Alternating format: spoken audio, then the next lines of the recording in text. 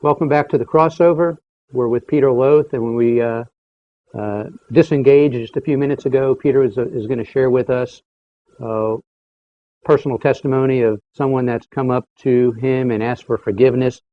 And Peter, you've got a pretty good little list here just to tell our audience, Holocaust survivors and Nazis came together in Germany, and we witnessed the coming together of those two camps, second generation, third generation families asking for forgiveness.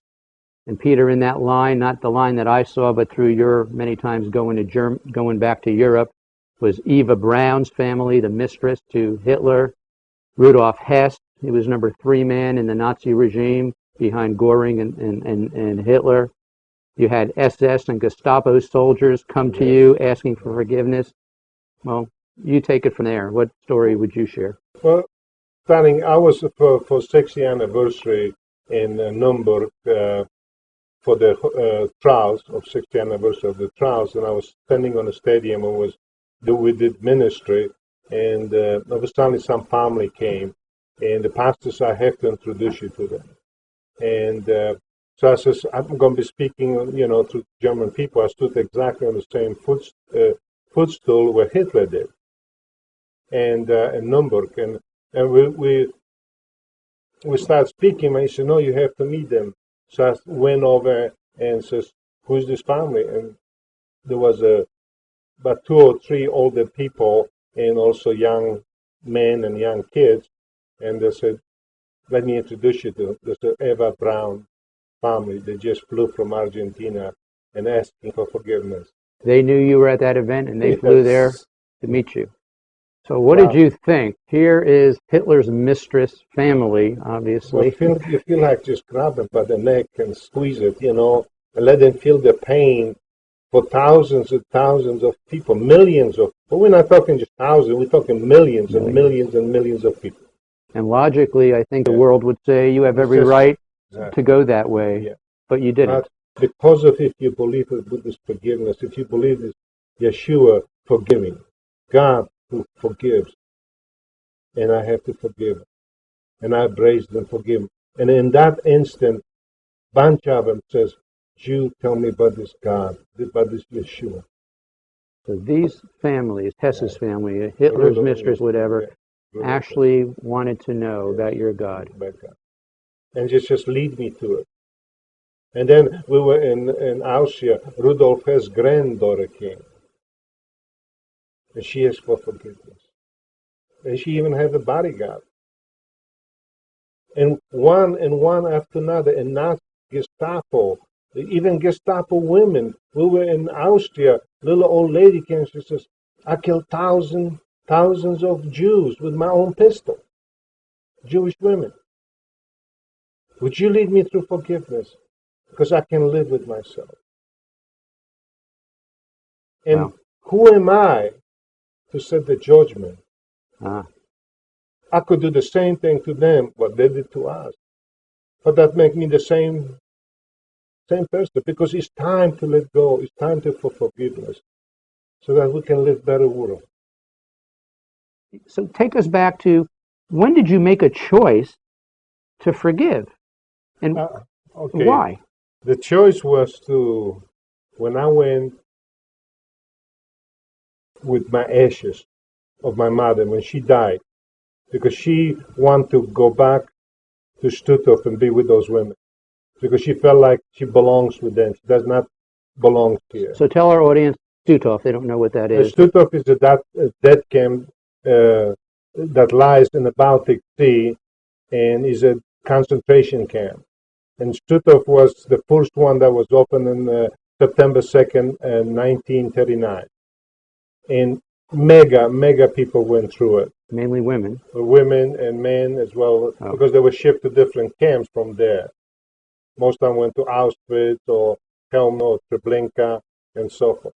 It was most atrocious camp that prisoners did not want to be there. And became known as a soap camp. What does that mean? Right? Explain that. They started experimenting with the soap, and then they bathe themselves in it. They call it the Jewish fat.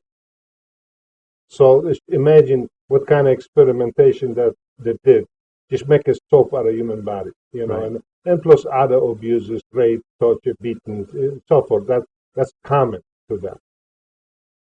So your mother My died mom, in America, yes, but her request was that she take it up wants from to there. be with those women because she felt like she belongs there, and she wanted. So that's what when I went with those ashes, and I went through ordeal because it just ate me up. And not only that, I want to leave that camp. So I just never want to come back to Germany, Poland, and Austria. I was hating those nations. So you were being obedient to your mother's request Exactly. to go back to this camp to spread her ashes. Yeah. So share with us that story. So here you are, you go back to Germany, Yes, to Germany. you go through the camp, which No, and then from Germany to Poland. to Poland. Okay, the camp's in Poland, pardon me. Go through the camp, and what year is this? Well, that was in 2001, 2002, something like that. And I'm sure every memory was as vivid as it was the day you were there, right? It must have been like putting a knife in you to walk through that with your family. Yeah, exactly. To take my children, imagine take my son and my two daughters and my wife and go through that. It was the experience that you don't even imagine. There's hardly no Holocaust survivor will enter to their own death camp. It just tears them apart. And you go through there, you pull your papers, you go and you spread the ashes, and then over suddenly, as we went through everything, and we got to those SS commander his name was Max Pauli. But wait a minute, that was the second day. That's the second. So let's go back here. You go to the camp to spread your mother's ashes. Right. You walk through the camp, you go through every room Every single room. where they did experiments. You showed us those pictures. Right. The gas chambers, right. The ovens, right. And whatever other horrendous things are on that site. Then you come back to and your kids are sick and throwing up, I think you said. They said they were sick. My daughter just want to leave because they couldn't take it. So you finally leave, you go back to the hotel. What happens that night? That night, this Yeshua, this Jesus, speaks to you. He's calling you, says, you have to go back. He says, and to argue with him, I says, no, I will not go back. It took me all night long, and he convinced me that I have to go back the next day. And so we did. We went to the death camp. And I said, what did I miss? I went through everything. And then I stood in front of the commanders of the death camp. So first, it doesn't sound fair, Peter, that this Yeshua is going to make you reopen that scar again that next day. Were you doubting if you were hearing his voice? Oh yeah, of course I doubt. I have scientific mind, but I doubt it. But I know his voice, and I know who he is. And so now you're being obedient to the living God. Yeah. You're back in the camp. Tell us what happened and the significance. Okay, so when we went back and we're standing in front of those commanders, Max Pauli, the commander, Paul Venehapa, second commander, and I hear this voice, go down on your knees. And at first, that's okay. What is this all about? And he says, go down on your knees. So I went down on my knees, and now he says, forgive them.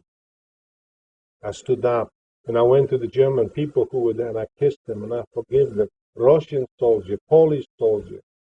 I forgive American soldier. Everything that went around that did me wrong, as I forgiving every single nation. So genuinely, Peter, you actually left your pain and sorrow in that room. I died in that particular moment with my previous life. I died with that hate, with anger and bitterness.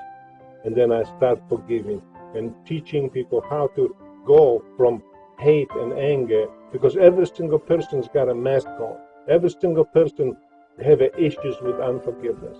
And we can lead them so they can be better people, so that they can live normal life. Because that's what it's all about. Because this Yeshua is teaching us. And whoever you stand praying, forgive, so that the Father in heaven may forgive you trespass. If you do not forgive, neither will your Father in heaven forgive you trespass. Open your heart Surrender yourself to Him. That's all it takes. In Yeshua's name. Amen.